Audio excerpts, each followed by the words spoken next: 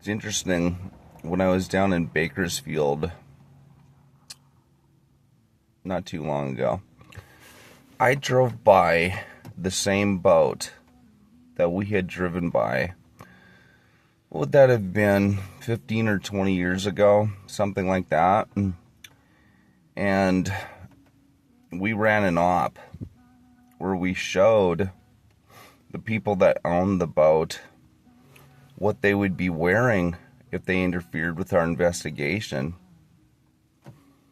What did we find inside that boat? A very large battery bank attached to what?